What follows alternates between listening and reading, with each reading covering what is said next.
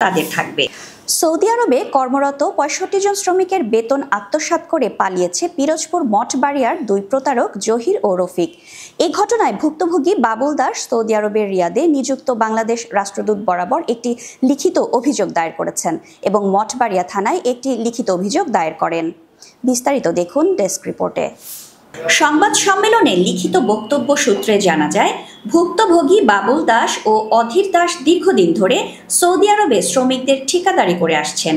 পিরোজপুর মঠবাড়িয়া উপজেলার সাপলেজা ইউনিয়নের বুখাইতলা বান্ধবপাড়া গ্রামের সাবেক মেম্বার শামসুল হকের ছেলে জহির ও রফিকের সাথে ঘনিষ্ঠ সম্পর্ক হয় বাবুল দাসের।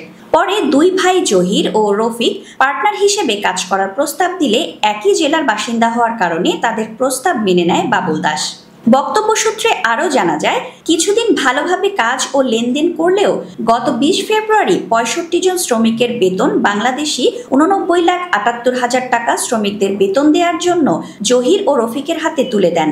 এছাড়াও তাদের কাছে আগে থেকে জমানো বাবুল দাসের আমানত ৬৫ লাখ টাকা নিয়ে রুমে তালা দিয়ে মোবাইল বন্ধ করে আত্মগোপনে চলে যায় দুই প্রতারক।